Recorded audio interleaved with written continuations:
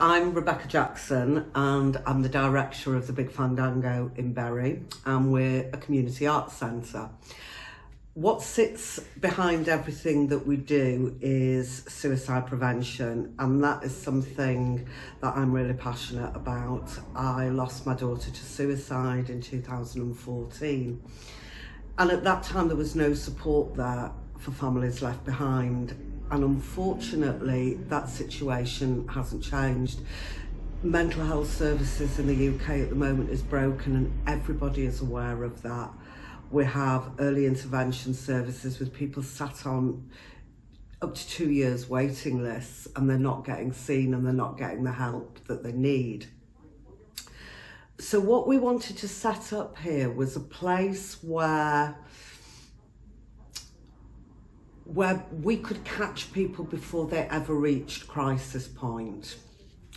So the arts and crafts side of things is about empowering people, giving them something in their toolbox so that should they feel anxious or depressed or lonely, they've got something that they can take away and do at home. But also a place where they can come together and be with other people and help combat that loneliness and isolation that are big driving forces in suicide ideation. Last year, we put a bid in with Bury Council to provide suicide prevention training. And this is something that is really unique to what we're doing here at the moment. So, when we first opened the Big Fandango, we found a lot of services were referring people to us who were very mentally unwell. And we aren't qualified or a space to provide that kind of support. And the message I wanted to get out is we need spaces for everybody, and to create a robust mental health service whereby everybody has a place that is relevant to their needs at a particular time in their journey. We need lots of different spaces that can all work together to support people on different stages of where they are. The suicide prevention training was really important because the message we want to get out is that everybody has a part to play in suicide prevention. At the moment, we're getting better at talking about mental well-being, but there is still massive stigma around the actual topic of suicide.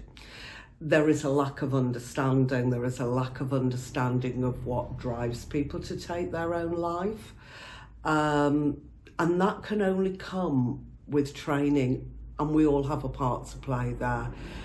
Every single employer, every single person who works with the general public as part of their role, be that a solicitor, somebody who works in a cafe, a hairdresser, a local councillor, an MP, all of those people have a part to play and have an ability to be able to ask that question: are you okay?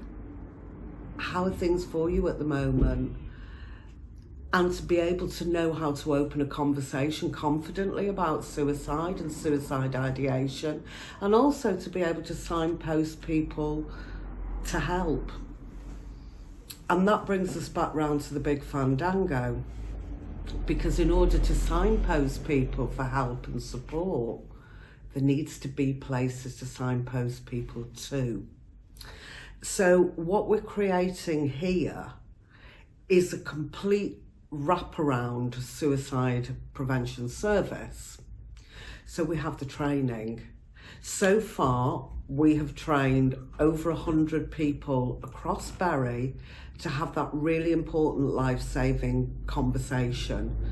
We're working with a lady called Andrea Newton from Really Useful Conversations, who has put together a training programme for us that is accessible to everybody. It's 3 hours, and it teaches you how to ask the question, how to understand the driving forces that make people think suicide is an option, how to talk to people about that, how to signpost them, and how to help safety plan. And it's very much like a first aid training course. And what we're trying to get across to employers is it's just as important as a first aid training course. 1 in 5 people will at some point in their life have thoughts of suicide. It's a human condition, it's not a mental illness. If that is the case, if 1 in 5 people will have those thoughts, we need to start getting really confident and comfortable about talking about it. And that still isn't the case. So our training is designed to help people with that. We know that 75% of people who take their own life have not been in touch with mental health services in the year before they die. They are people like you and me, for whom at a particular point in their life, things become overwhelming and they struggle to cope. The idea behind the craft side of things at the Big Fandango is to catch people way upstream before they even start reaching crisis point.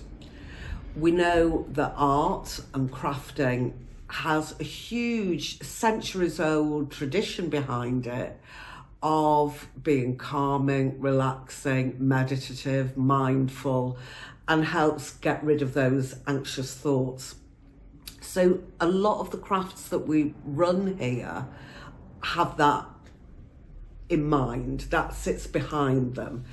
So we run workshops, we run drop-in centres Monday to Saturday.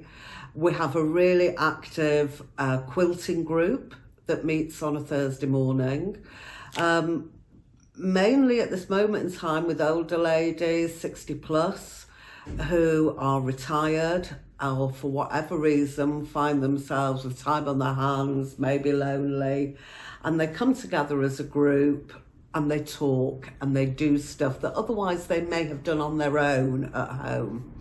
And it's also empowering people to learn new skills. Crafting's quite magical in that respect. Bringing people together to craft and create enables people to talk, make friends, learn new skills, and the confidence of actually going, oh wow, I've made that, must never be underestimated. We have people who've come through our doors, they come for a workshop and they stay and they come every week. And since we've been open, we've now been open 12 months, we have people who've learned to sew, make cushions, make soft furnishings, quilt, they've learned decoupage, arts and crafts.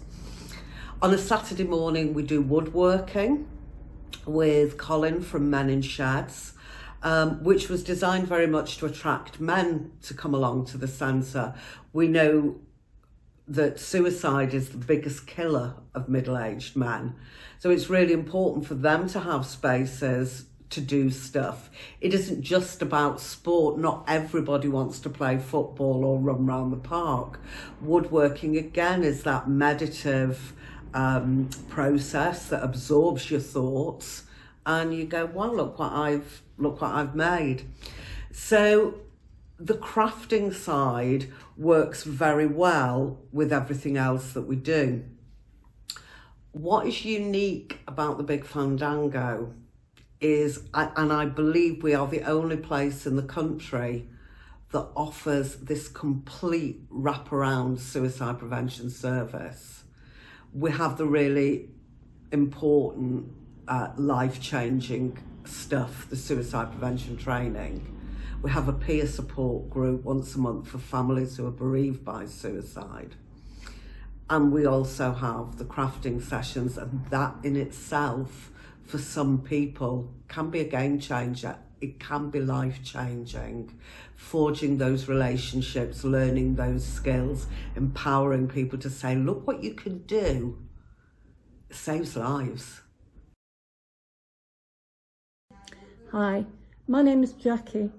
The first time I walked into Fandango, I burst into tears. And I was just immediately surrounded by love and support. It's very difficult when you're in constant pain not to wonder if there's anything left for you. But coming into Fandango was like finding a new family. I'd always wanted to do quilting, but never quite got round to it. So that's where I started. Now I'm going to be one of the volunteers and run some workshops making jewellery. It's a great place, whether you're depressed or not. Maybe you're just lonely. You will find yourself surrounded by love and support in Fandango.